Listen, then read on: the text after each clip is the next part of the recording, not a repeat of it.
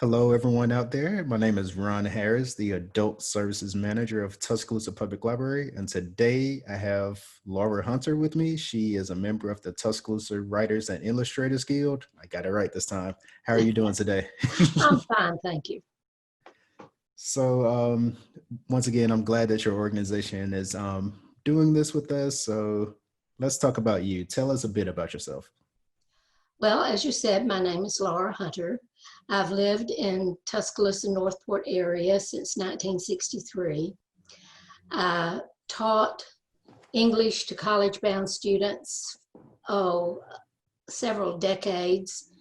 And I also taught freshman composition and American literature at the university. So, and then I was retired. I became the center manager for the senior center when it was in downtown Tuscaloosa. And once I was working part-time there, I began writing in earnest. I had written since before I ever started elementary school. And my goal initially was to write stories, memoir stories for my grandchildren. But as I got into it, I found that it was much easier just to make stuff up. so I shifted over to fiction. That's great. So in when I was reading your bio, one thing stuck out to me. You mentioned having a background in music. So first, what instruments do you play? Also, does that background in music, does they help you with your writing? Like, because you know, each note makes a stanza, each stanza makes a suite or whatever. Does that help you with your writing at all? I've thought about that.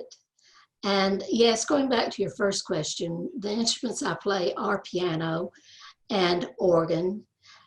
When I was at what is now Bevel State, in Jasper, I played the xylophone.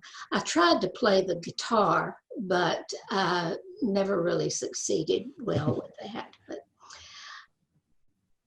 the more I think about it, the more I am convinced that my music background has a tremendous impact on my language, my word choice, the rhythm of my sentences, because my sentences don't necessarily fit a typical pattern. They don't, they have a great variety in them. In fact, I concentrate sometimes on seeing that the sentence is going to reflect the sound of what's happening in the content itself. So yes, I studied music from the time I was 7 years old until I was a junior in college. I had originally intended to be a music teacher, so I studied there piano at the university and voice, and I gave that up because, bottom line, I just didn't have the money to pay all the extra fees. Yeah, I can understand. I'm a former trumpet and French horn player myself, so Oh, just French horn, that's just the impressive. yeah, it's just the maintenance and upkeep. That's a lot to manage. So let's pivot back to Twig, as we'll call it. How did you become involved with Twig? Also, what's the importance of organizations such as Twig? I did not know that there was Twig per se until I met Carol Ezel I just chanced to sit with her on a Wednesday night dinner. We have Wednesday night dinners at church. And I sat with her and Jim because they are fascinating people to talk to. They are. They have extensive backgrounds and wondrous, wondrous adventures that they can share with you. And she told me about it and asked me to come. So I did. And I've enjoyed it tremendously. I had, for a number of years, attended writers' retreats in other states, and I found that other people's input made a tremendous impact on my writing. It gave me an opportunity to see the words through others' eyes. And so I attended. I think it's really important to have someone to bounce your ideas and your words off of. We have just a tiny little group that we call the Writer's Cramp, and we started out writing memoirs. Now we write fiction. Sometimes we write memoirs. We have just about 6 people in it, and it gives us an opportunity to socialize. It also gives us an opportunity to share other books that we have read that we think might benefit each other. So yes, I think it's much easier than trying to write in a vacuum. I think that would be especially hard. Yeah, it's good to have an organization in town basically provides a workshop for local writers. So I'm very appreciative to have the Ezels in town doing what Yes, they for do. sure. So now that we've discussed the guild, let's focus on your work. Okay. You've written short stories, poems, novels. Is there any particular genre you favor? Also, what themes and or topics do you like to explore when you're writing? I think my favorite would be short stories. Uh, for one thing, you don't have to have as many people living in your head when you're writing a short story, and you can go ahead and have 1 or 2 key events and then resolve it. When I was encouraged to write a novel, I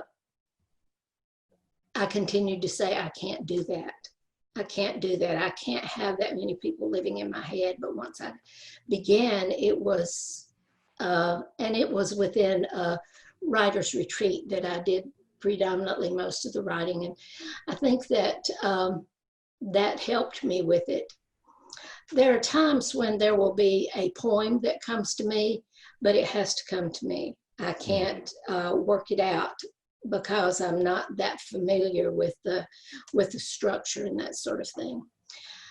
But I have been absolutely overwhelmed with my little book, Beloved Mother. I published it, and I thought, well, I had it published through Blue Water Publications, and my thought was, okay, I will have a book and I will put it on the shelf. And I can say, look, I wrote this book. But it has just mushroomed. And it was released April the 1st, 2019.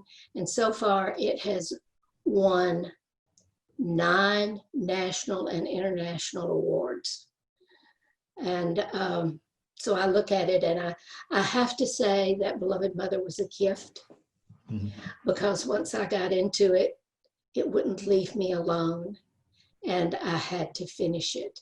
I'm working now on a sequel for it, and I'm having more trouble with that than I did with the initial book, in identifying what happens to the characters, because they aren't talking to me quite as loudly as the other characters did in the other book.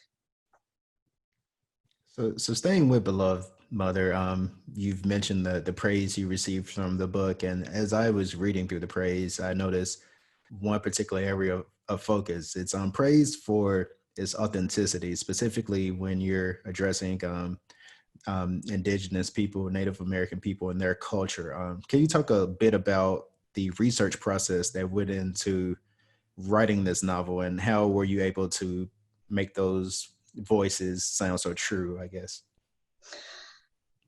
I didn't intend to have them initially, but then I didn't intend to have anything specific when I started writing the book. And somehow I managed to check out a book on Native Americans from the Tuscaloosa Public Library. And I brought it home, and I would sit on the back porch at night and read and rock and read and rock. And it came to me that these people deserve a voice. I studied the Cherokee Nation and the Cherokee people for about 2 years. I interviewed Cherokee chiefs. I interviewed people who were members of the Cherokee Nation, because one of my primary objectives, once I once they told me that they needed to be in the book was to be sure that I did not offend anyone who was of a culture other than my own. And I hope that is true. I've worked diligently to see that these characters are true, but they are non-offensive characters. They have a justification for their beliefs. They have a justification for their behaviors, just as does any culture. Correct. So yeah, I think to give people a bit of what we're talking about, we'll go ahead and allow you to read a bit of Beloved Mother. So you'll be reading the first two chapters today, correct? Something like that. Yes, I thought it might be simpler just to start at the beginning. The book is built into three parts. It concerns three females in the Appalachians from 1923 until about 1968. Two sisters and the child of one of the sisters. It's different in that the oldest sister runs away and is eventually rescued from the gentleman she runs away with. Not that he's a gentleman, but rescued by a Cherokee man, and how that changes her life. And then when she encounters her youngest sister, they don't know each other because of a significant age difference and because of scars that the white man has put on the older sister so that she is not recognizable. Well, when I read this passage, it left me wanting more. So we'll go ahead and allow you to read. Okay. Can we move you and me off the screen a little bit, just a little bit to the... Oh yeah, we could shift us over a bit. Okay. How's that? Not quite enough. I don't see all the words. Or I can read out of the book. Okay, yeah. If you prefer to read out the book, we could do that as well. This is the book. It's looking reversed on your screen. It's available at Barnes & Noble, and it's not backwards. Okay. Each section begins with mountain ballads, because mountain ballads play a significant part in the story. Part 1, Chapter 1. Take warning how you court young men, from the Mountain Ballad. The setting is the foot of Turtleback Mountain. Legend had it that Mona Parsons could stir up dust devils by spinning a stick in the dirt. She called up a storm whenever farmers needed rain. She could twist a rain shower into a ferocious tree breaker if the farmer denied her pay, and call it back thrice-fold with a nod of her head. Word had it she came into the world dancing, the daughter of an established Parsons family in Covington, Virginia, born to a mother no more than 18 and a daddy at least 10 years older. She spent childhood evenings on the grass, stomping dew into the earth as if she tried to awaken Mother Nature herself. Each night her father called to her from behind his unkempt beard to come inside. Not a deferring child, Mona glanced back at him, dashed through the gate and down the bank to Broken Rock Creek. Tiny, no larger than a wood sprite, she spent days on Turtleback Mountain, gathering flowers and herbs, and some say, conjuring with wild beasts.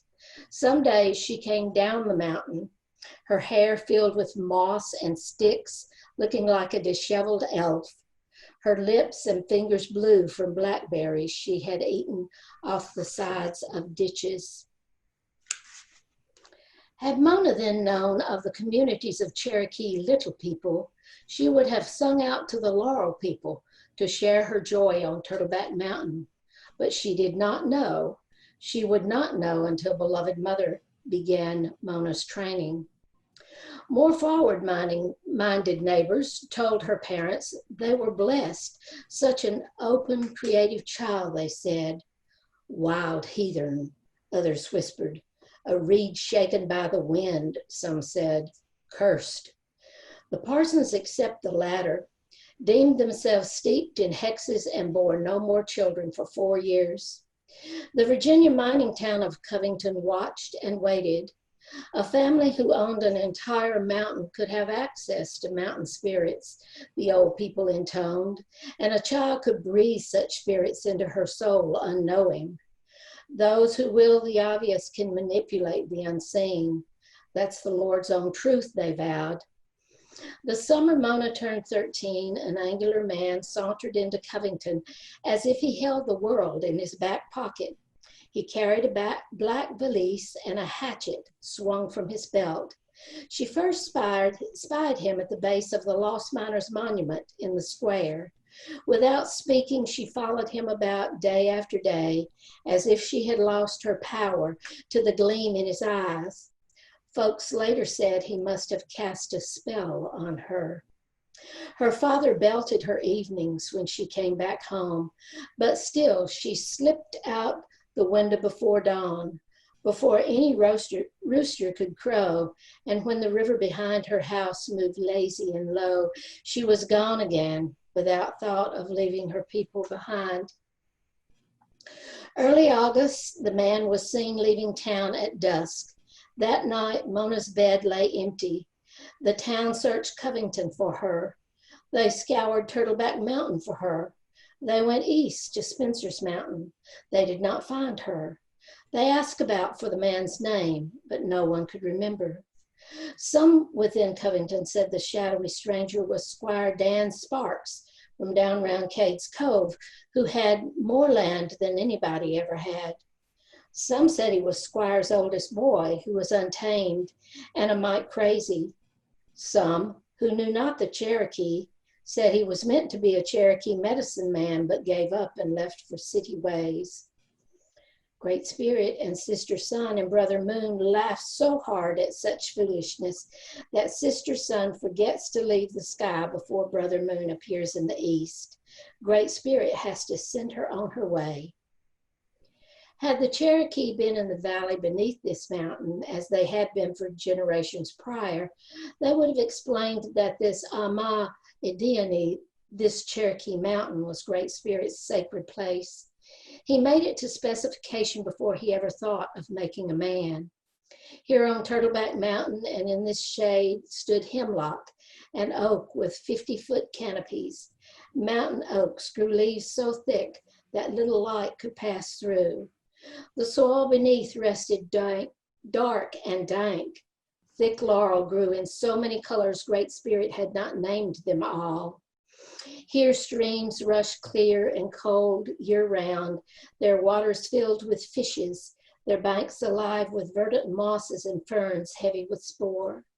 Teeming marshes overran with cattails tall as young girls. Concealed here were fur-coated chipmunk, squirrel, fox, and bear. Cherokee Mountain, Covington's endearing and overarching guardian, Great Spirit's personal garden. Cherokee would have told how the massive buzzard, who swooped down Turtleback with his mighty white-tipped wing, carved out the valley at the mountain's solid foot. How Great Spirit was so pleased with the valley, he decided here would be the place for his new creature, man. It was here on this mountain, in this valley, that Great Spirit placed Cherokee, the real people, molded from mud of Broken Rock Creek. It was here he took melted snow waters and filled the Cherokee with pure blood. Here, masquerading as the wind, he blew breath into the Cherokee, and they became one life. Most of Covington did not know the Cherokee way, so they in time labeled the lone wanderer Beelzebub, who had come to walk the mountains and steal young virgins. But the stranger was none of these. He was Jackson Slocum, a vagrant from Pennsylvania who chanced upon Covington when he turned southeast off Turtleback Mountain Ridge, rather than continuing west to Kentucky. He was Jackson Slocum, a man who through years of practice could sway young girls to his favor. Here in Great Spirit's Valley, he found Mona Parsons, of an age that had primed her to go. The year was 1923. Chapter 2, West of Boone, Carolina. Tall Corn found the camp on the edge of his farm, next to the spring where it broke from earth into sunshine. A thin strip of pale smoke told him someone was burning hardwood at the edge of his largest cornfield. Having an unwanted camp on his farm angered him, but to camp at this location caused his ire to grow with a fierceness he had known, for he held this place a sacred place where earth, water, and sun, three of the holy gifts of the Great Spirit, came together as one. Great Spirit watches the white man and the girl. It's their smoke that calls to mind long hunters and their camp. It's puny smoke rising from their dying fire that drowsy morn, the year they cut their way west, across his Turtleback Mountain. Perched on a rock ledge, fur-coated men crawled, humpbacked and beaver-like, one by one, from lean-tos and slipped into the brush to relieve themselves. They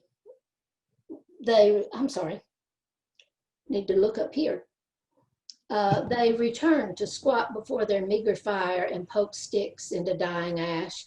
Though a century and a half had passed, these two were not so different. It could have been yesterday. Finding the camp by its smoke column set no obstacles for Tall Corn. He knew his land as intimately as he knew the ridges of his farming hands. With one with the land, he, like the hawk perched on the oak limb, vanished from the white man's sight. This invader could only be a white man. Only a white man would dishonor the land of another by squatting in place rather than moving on. When Tall Corn came near the camp, he lowered himself to the ground and inched his way through thick underbrush.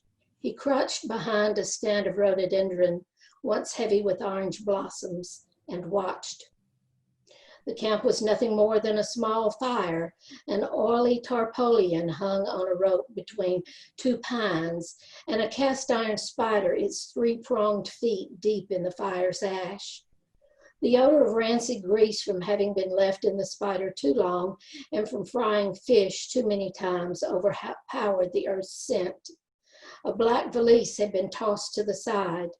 Neither man nor girl had swept straw and branches away to make a livable spot within the stand of pine. The skimpiness of supplies there in the month of the harvest moon, the white man's October, told the Cherokee the two would freeze during the coming mountain nights before they would starve. A pale man in muddy black pants and canvas duster pulled back his coat to expose a hatchet hanging from his waist. He hunkered down before a small fire and poked at the flame as if the stirring would make the blaze bigger. Instead, he scattered wood and ash. The fire would not live. Tall Corn knew this. A white girl, no more than 13 summers and heavy with child, crawled from under the tarpaulin. She held her back as she tried to stand. She wore workman's boots far too large for her small feet. Tall Corn listened. "Jackson," she said, "I gotta have help birthing this baby. I don't know nothing. You don't know nothing. I ain't wanting to die just yet." She attempted to laugh, but it hung inside her throat. "I might not like how this baby come to be, but it's alive in me, and that matters." The white man rose, his craggy face blackened where a heavy beard refused to be shaved close, its bone structure so exact it looked carved. Taut, leathery skin made him more stone than flesh. Tall Corn smelled something more than the woods and smoke in the air, something darker than the camp smoke now failing to rise, the odor of rot. The white man faced the girl. It was the man he smelled. The stench heightened with each movement the man made, intensified by what the girl called the man, rot rooted in the name Jackson. The white man's name fueled Tallcorn's resentment more. Only Ntinka, the great serpent himself, raised from beneath the waters, would sport such a name. Was it not a Jackson, Andrew Jackson, who had divided Tallcorn's people and sent them walking to death through a winter snow, across frozen rivers that collapsed under their weight? Was it not Jackson that spilled Cherokee blood over half the country without firing a weapon so the white man could not question? But question the whites did, through their many tears as the Cherokee walked past. Even white men recognized man's blood can weigh so heavy that he breaks under the realization of death he carries as he walks. As they walked and walked, as they dropped bodies, no matter how, as they lifted bodies, as they lifted dropped bodies, no matter how heavy, no matter how far yet to go, and carried them to sanctified ground for burial. This was the legacy of Jackson, a name ever reviled in the Cherokee Nation. Shut up, Mona. You ain't dying yet. Oh, that was the end of it, wasn't it? Oh yeah, that was the end. That was the end of it. Yeah, so very good, very good. Thanks for sharing. And I know you had to think about the question about whether or not music influences your writing, but for me, I certainly think it does. Like as you were reading, like I noticed like a certain tempo, like each sentence flowed into the other. So I can definitely tell that that certainly helped you along the way. So like I said, if for everyone out there who enjoyed that book, where else can they find it? Oh, it is at Barnes & Noble. It's right now in the local authors section. It's at Ernest and Hadley on 7th Street across from the Federal Building. And it's also on Amazon.com under books, and it's also on Amazon in a Kindle version in case you have some issues with sight or in case you have gotten over the need to feel the paper in the book. I have to feel the paper in the book. Yeah, I'm the same way. I have to have that physical book. It's just something about, having the book in my hand that makes it feel like a real experience. Exactly. I like to close with this. You mentioned something that was pretty shocking to me, that basically you had to be pushed to make this book, which I find to be interesting. So for the people out there who may be holding on to their work, who may be too afraid to release it or feel like it's not good enough, or just shy when it comes to writing, what advice would you give them as far as taking the first step to, I guess, step out into the world as a writer? Well, stepping out into the world as a writer is a life-changing event. It's not a negative event. It's been a very positive event for me because I've met so many people and learned new faces and new names. I am not a person to give up. And when people said to me, this is not a short story, I had worked on a short story for 4 years, and they said, this is not a short story. This is a novel, and you need to turn it loose and let it go. And I think that's the key right there. Turn it loose and let it go. And it will, if it is a work that is important in its, and this I feel my book is important. It deals with conflicts among cultures. It deals with the question of what is a mother. It deals with the question of what religion is a valid religion, or all religions valid religions. So I think that if your work says to you, I want to be here, you owe it to your work and your personal experiences to let it be here. You cannot give up on it. You cannot let, I did have one professor once who said, someone probably told you at one time that you're pretty good at telling stories, but I can tell you right now, you can't write a story. And it just devastated me. And it gave me an unbelievable urge to prove him wrong. And so I think I have. If the reviews of this book are any indication, I think you have as well. So that's all we have today. Do you have any closing remarks to send us off on? Everybody has a story. You create your own story by your experiences, and you react to your experiences in a way that's different from anybody else in that circumstance. I've heard it said that you can interview every person present at an automobile accident, and every person will have a different story. And I think that it is critical that we recognize our stories, that we honor our stories, so that if for no other reason, those who follow behind will say, I see her story, I understand her story, and I respect her story, even if I disagree with it. I think that's great advice. So everyone out there, record your thoughts. You may have a story there. Record your experiences. You may have a story there. You never know. Exactly. So Exactly. so Laura, thanks for joining us today. And this Well, thank you, concludes. Ron. It's been Yeah, delightful. this concludes another episode of our local author series. Thank you so much.